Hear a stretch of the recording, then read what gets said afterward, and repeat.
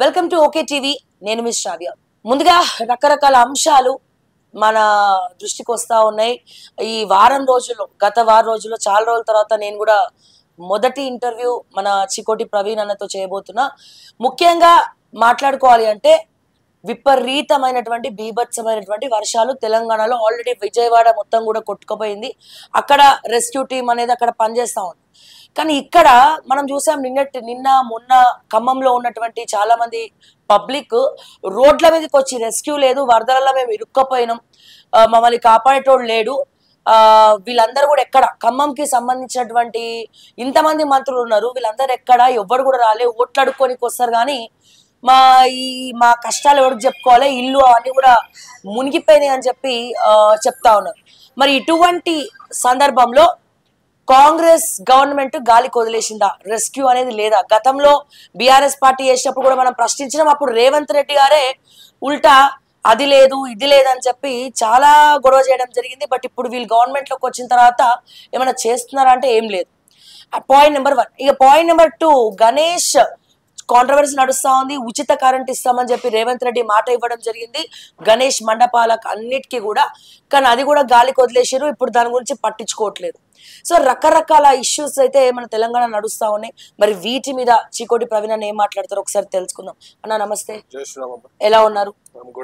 ఎట్లా అనిపిస్తుంది అసలు ఈ తెలంగాణ రాష్ట్రంలో కాంగ్రెస్ ప్రభుత్వం అధికారంలో ఉంది, ఒక పక్క వర్షాలేమో పడతా ఉన్నాయి, ఇప్పుడు మీ ఇంట్లో కూడా కరెంట్ లేదు 24 ఇప్పుడు నేను ఉండేది స్పెషల్ జోన్ ఇది. ఓకే, జూబ్లీహిల్స్ లా ఒక విఐపి ఏరియా ఇది. ఇక్కడ నిన్న మార్నింగ్ నుంచి నైట్ వరకు లేదు. మా బాధ ఏమని చెప్పుకోవాలి, జనరేటర్ పెట్టుకుందాం అనుకున్నాం. ఓకే, ఇక్కడ కరెంట్ అయిపోదు కదా, జనరేటర్ ఎందుకని అంటారు.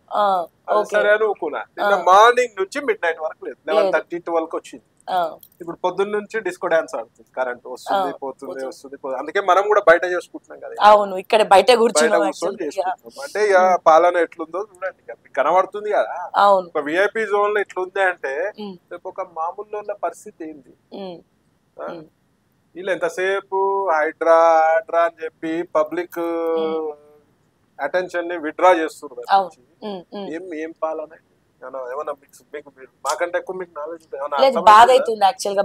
ఖమ్మంలో పరిస్థితి ఎంత దారుణంగా ఉంది అంటే, పొద్దున్నే మా ఖమ్మం జిల్లా అధ్యక్షుడు బీజేపీ అధ్యక్షుడు ఉదయ్ ప్రతాప్ గారికి ఫోన్ చేసి ఏంది పరిస్థితి అంటే, అన్న మేము అందరికి కూడా ఫుడ్ సప్లై చేస్తున్నాము, అక్కడ బీజేపీ కార్యకర్తలు యాక్టివ్ గా పనిచేస్తున్నాం.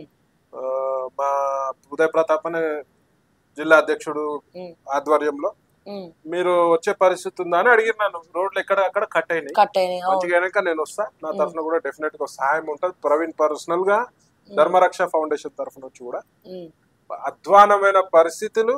మరి ఖమ్మం ఎన్ని సీట్లు ఇచ్చింది కాంగ్రెస్ కి, మరి ఇలా ఖమ్మంనే చూస్తలేరు. ఇలా ఖమ్మం పైనే చిన్న చూపు.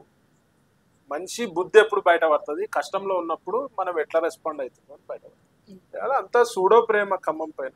పెద్ద పెద్ద మంత్రులు, తోపు మంత్రులు, మామూలు మంత్రులు, డిప్యూటీ ముఖ్యమంత్రి, డిప్యూటీ సీఎం గారు ఉన్నారు, మళ్ళీ పొంగులేటి గారు దేన్నైనా ఇటు నుంచి అటు తిప్పగలుగుతారు. అయ్యో, పొంగులేటి గారికి దెబ్బ తగిలిందంట, పరామర్శించిన ఆయన పరామర్శించారు. వరద బాధితుల్లో బైక్ వేసుకొని ఆయన వెళ్తా ఉంటే ఆయనకి కాలుకి దెబ్బ తగిలింది. మళ్ళీ అందరు అటుపోతున్నారు, వెళ్తుండొచ్చు. ప్రజలకు అవసరం లేదు, ఒక ఆయనకి అవసరం, వివిఐపి. అట్లుంది పరిస్థితి. అలా సీఎం గారు వెళ్తుర్రు అంట, మరి ఎంత మటుకు వెళ్తారో కంటి తుడుపు చర్యగా చేస్తారు. ఇప్పుడు ముఖ్యమంత్రి గారు కూడా ఇవాళ వెళ్తున్నారు. ఇమీడియట్ గా ఫుడ్ ఆడ ప్రాబ్లం ఏంది, శానిటరీ. ఇప్పుడు వరదలు వచ్చి తగ్గంగానే విష జ్వరాలు ఇట్లాంటి రోగాలన్నీ బయటకు వస్తాయి. ఇమీడియట్ గా వాళ్ళని రెస్క్యూ సెంటర్లకు మూవ్ చేయండి. ఎవరైనా 2 హెలికాప్టర్లు పెట్టండి, ఒక 2 చాపర్లు పెట్టి మధ్యలో నది మధ్యలో వాగు మధ్యలో ఇరుక్కున్న వాళ్ళని బయటికి తీయండి. ఆడ వాగులలో ఉన్న వాళ్ళకి ఫుడ్ సప్లై చేయండి. ఇంకా దారుణం ఏంటంటే 2 రోజుల నుంచి అట్లనే ఉన్నారంట. కరెంట్ లేదు, తిండి లేదు, కరెంట్ లేదు, తిండి లేదు. ఒక లెవెల్ ఫ్లోర్ మిగిలి కిందోడు మీదకి వచ్చి తిండి ఉండాలి కదా. ఇప్పుడు రోజు రెక్కాడితే కానీ డొక్కాడని పరిస్థితిలో ఎంతో వేల మంది ఉంటారు, లక్షల మంది ఉంటారు. వాళ్ళ పరిస్థితి ఏంటి మరి? రివ్యూస్ టీవీలలో చెప్పుడు ఎంతసేపు బీజేపీని అందామా బీఆర్ఎస్ నందామా విమర్శించడం తగ్గించి ముందు పని చేయండి. పని ఎడ చేస్తారు? సాటిస్ఫాక్షన్ ఉందా మీకు? ఎవరికి లేదు. నేనేమైనా మాట్లాడితే బీజేపీ తరఫున ప్రజలను అడగండి. మీరు గ్రౌండ్ లెవెల్ ఇవాళ ఎలక్షన్లు పెడితే ఇలా 1 సీట్ రాదు, అట్లా దారుణంగా ఉంది.